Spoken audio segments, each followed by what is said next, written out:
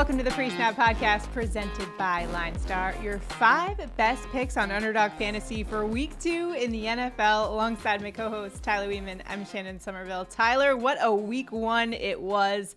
As a Jets fan, I'm a bit devastated, so I'll take your condolences, everyone, in the comments.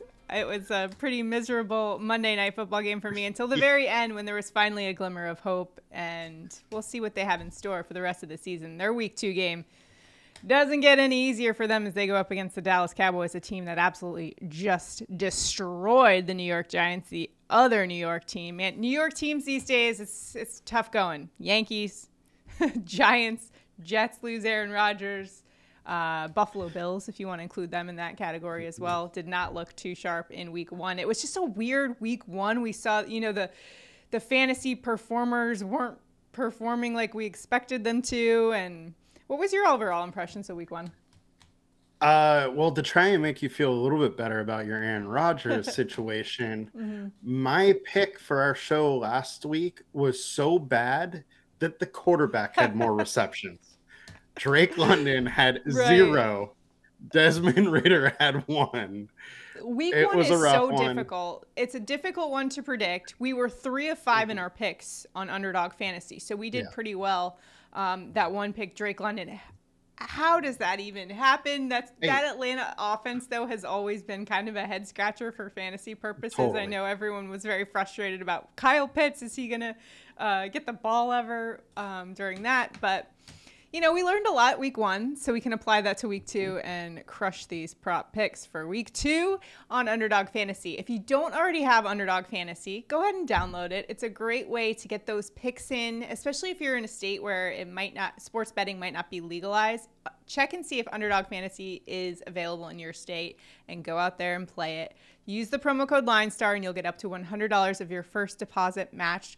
Plus, Underdog Fantasy is offering a ton of specials right now. For when you first sign up, you'll get a special that you can pair with. Like, I think last week it was Patrick Mahomes higher than 0.5 passing yards. So basically, you just got to get one pass and that'll hit for you. So that's what they've got going on. They've also got a special this week for a special sweepstakes for the Tua Tagovailoa passing yards. You're automatically entered in to win $100,000 if you use that pick in your entry. So lots going on Underdog Fantasy. Make sure to check it out. And when you download it, use that promo code LineStar. Also, check out the LineStar app. The tool we're using to help us in Underdog Fantasy is called the PropsAI tool. It'll help you find the best value in the prop market. And it's really an awesome tool to help you sort through all the different categories, all the stats you need. And we're going to be using that today to go over some of our picks for today. So let's get into it. As I mentioned at the top of the show here, Week 1 was a bit of a head scratcher. And I think one of the biggest head scratchers was the Bengals offense that was one of the most prolific offenses last season, came into this season and was absolutely abysmal in their Week 1 matchup against the Cleveland Browns. And maybe the performance that was most perplexing was Jamar Chase. However, for Week 2, we're high on Jamar Chase, higher than 79.5 receiving yards. Yes, he only had just 39 last week, but in 2022, he was averaging 109 receiving yards per game in 5 games against Baltimore, and he's gone over 4 of the last 5 games against the Ravens. Now, the Texans wide receiver Nico Collins had 80 receiving yards for the Texans last week. And Jamar Chase, to me, Tyler, is a much more dynamic, much more explosive wide receiver here. I think he's in an excellent position against the Baltimore Ravens that did get a little carved up by the Houston Texans and a rookie quarterback. What is your assessment of Jamar Chase for Week 2? Yeah, I agree. Not to mention that the Ravens will be without one of their centers, Marcus Williams, and which obviously is going to hurt the back end of that D, and Jamar Chase can get deep. And, there is the famous quote right now where he's talking about how they got beat by a bunch of elves. And coming back from that, like, there is no way that they're going to be overlooking this team. They're going to be all about it and super focused this week. I think the Bengals bounce back. They looked horrible. I just don't think they can be that bad again. Yeah, absolutely not. That offense is way too talented to not actually show that talent in a game. Week 2, I think they're in a good position there against the Baltimore Ravens, who they have done really well against. Anything can happen. You have these division games and like weird things can happen. But in this one, I'm siding on the side of Jamar Chase and some of those offensive playmakers to be a little bit mad going into this one about how they performed, like you said, against those little elves. So I expect a chip on their shoulder into week 2 and hitting that over. Another performer. They are home too. So. Excellent. We like that too. They have had a tough time in Cleveland over the past couple of years. All right, another fantasy stud that absolutely did not deliver for fantasy owners in week 2 was Josh Jacobs, who put up just 48 rushing yards in week 1. Well, we're taking the over on his rushing yards for week 2, set at 65.5 rushing yards. Jacobs has gone over 7 of the last 10 games. This was a guy averaging 97 rushing yards per game in 2022, and his line here is at 65.5. Are you kidding me? They're going up against Buffalo, but Buffalo is maybe not as good as we thought they were. Breece Hall just carved them up for 127 rushing yards in that Monday Night Football game. What do you think about Josh Jacobs here for week 2? Excuse my laughing right there, but I could not help but think they are who we thought they were, and we let them off the hook when you said that little line right there. They are who we thought they were. Yeah, Josh Jacobs, he still played 82% of the snaps. He is getting the workload that he got last year. He is their guy. He's in a great spot to be a top 5 running back once again. And I think this line is just a reaction from last week, him not producing quite as well. But look, this guy is good, and he's getting the entire workload for this team. So I love Jacobs going higher. Another guy getting a big workload is the Jacksonville Jaguars wide receiver Calvin Ridley. We're taking him higher than 72.5 receiving yards. Ridley in week 1, 8 catches for 101 yards and 1 touchdown. Now he's going up against a Chiefs defense that allowed the 6th most passing yards of any team in week 1 when they went up against the Lions in Thursday Night Football. This was a trend that I picked apart last year in the prop market, and that is any wide receiver 1 going up against the Chiefs defense. It was very profitable. I expect that trend to continue because they were in the bottom 3rd in pass defense DVOA versus opposing teams wide receiver 1. Calvin Ridley is a guy we told you before the season started to keep an eye on, that he was a dynamic player with so much talent that was just waiting for his opportunity after sitting out for a year with that suspension. And now he's back and making waves. I expect him to do so against this Kansas City Chiefs defense. How about you, Tyler? I 100% agree. I was a little shy with having too much Calvin Ridley last week. But look, he is still his explosive self.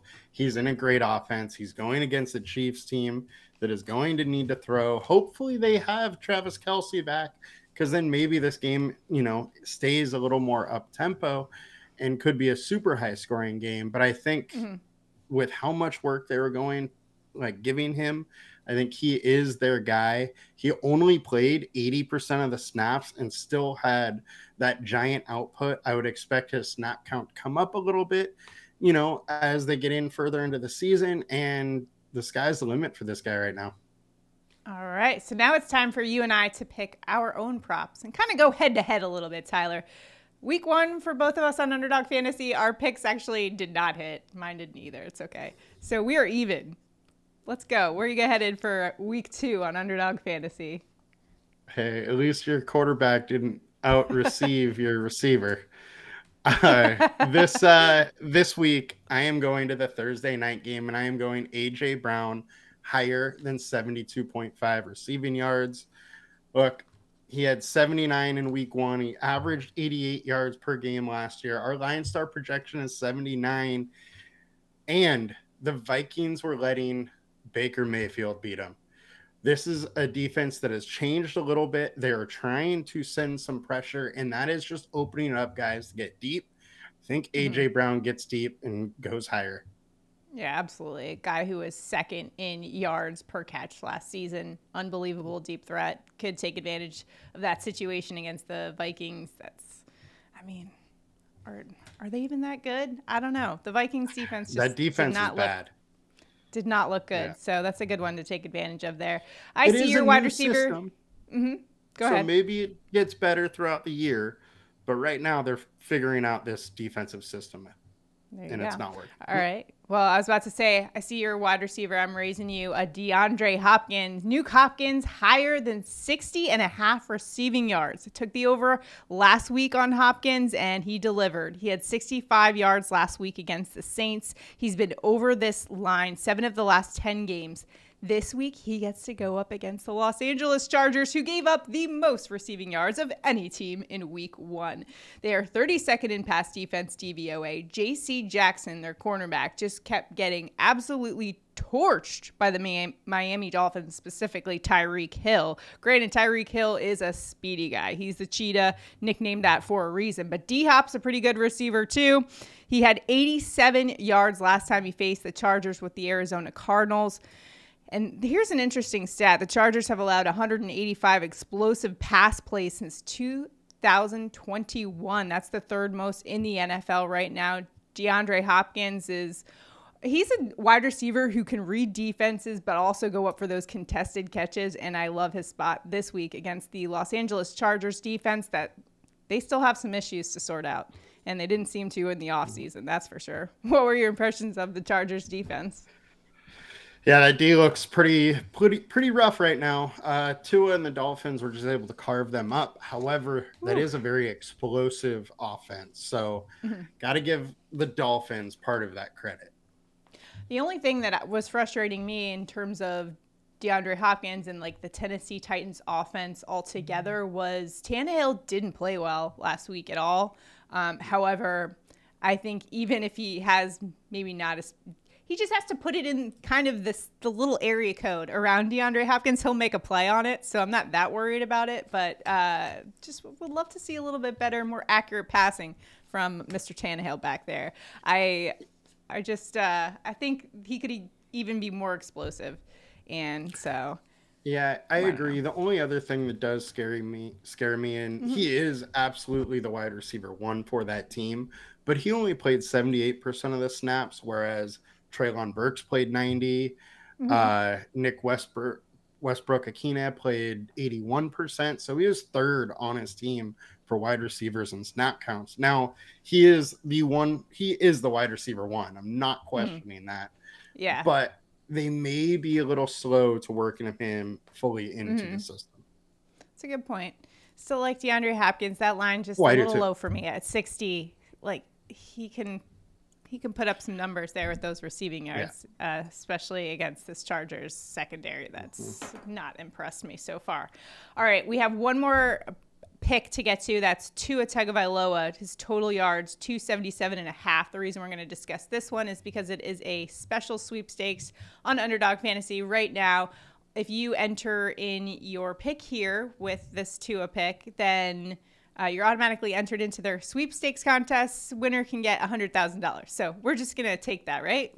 Are you headed higher or lower here on this one, though? That's the question. For a guy who had over 466 passing yards week 1?